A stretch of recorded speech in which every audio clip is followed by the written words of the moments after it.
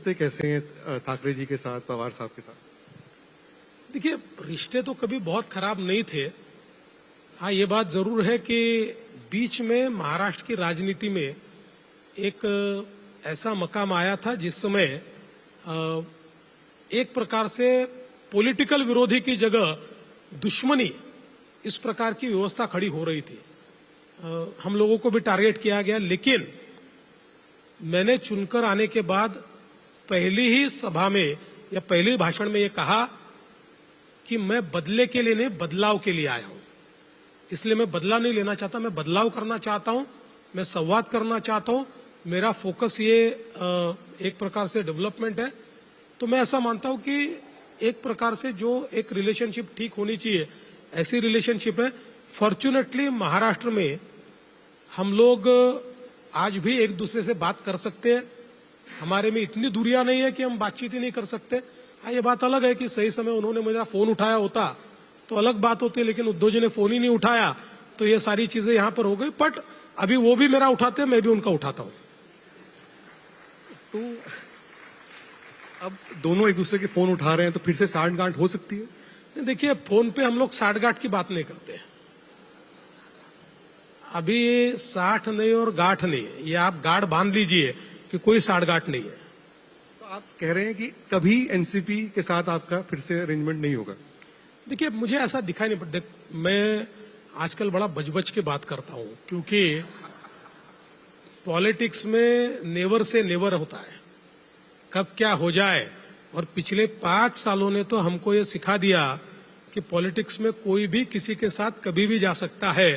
इसलिए बड़ा बच के बात करता हूं। लेकिन जो पॉलिटिकल सिनारियो मुझे दिखाई पड़ता है, जो हमारी दिशा दिखाई पड़ती है, उसमें अब शरद पवार जी के साथ या उद्धव जी के साथ हमारा कोई गठबंधन हो सकता है, ऐसी परिस्थिति नहीं है।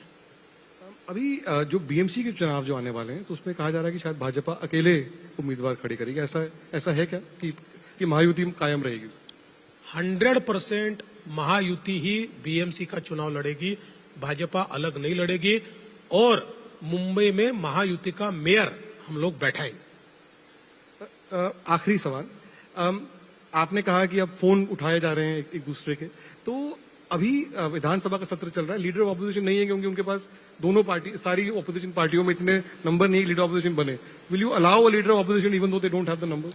सी, it is not about me allowing, क्योंकि लीडर ऑफ अपोजिशन किसको देना है, उसके क्या नियम है, ये अपॉइंट करने का अधिकार गवर्नमेंट का नहीं है, स्पीकर का है।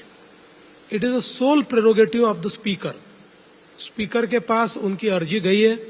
स्पीकर साहब हमारे लॉयर है, एक बहुत ही सूझबूझ के साथ काम करने वाले स्पीकर है। उनको कॉन्स्टिट्यूशन और हमारे नियम, इनके 100% जानकारी है। इन सारी चीजों को खंगालेंगे और एक उचित निर्णय जो भी in the interest of democracy होगा वो स्पीकर साहब लेंगे। तो स्पीकर साहब का निर्णय क्या होगा, ये मेरे लिए बताना कठिन है। आपकी राय पूछी तो आपको आपत्ति होगी? देखिए, स्पीकर अगर निर्णय लेते तो हमको क्या आपत्ति होगी? देखिए, मैं आपको एक बात बोलता हूं, मैंने पहले दिन कहा है कि आई विल नॉट जज the opposition bye it's numbers. हालांकि अभी महाराष्ट्र के इतिहास में सबसे कम नंबर अपोजिशन को इस बार मिला है। और आज भी आप देखिए, लीडर ऑफ अपोजिशन नहीं है, लेकिन हम उनको या उनके लीडर्स को लीडर ऑफ अपोजिशन की तरह ही ट्रीट करते हैं। कोई भी हमारे में बदलाव नहीं आया है, क्योंकि डेमोक्रेसी में रूलिंग पार्टी जितनी महत्व की है, उतनी अपोजिशन पार्टी भी महत्व की है। हाँ, ये बात जरूर है कि देश की संसद को देखने के बाद ये भी लगता है कि अपोजिशन पार्टी का लीडर ये सेंसिबल भी होना चाहिए, देश का विचार करने वाला भी होना चाहिए। And on that note, ladies and gentlemen, please give a big hand to Devendra Fadnavis, the Chief Minister of Maharashtra. Thank you so much for being so sporting, sir, and taking all the questions. तर राज्याच्या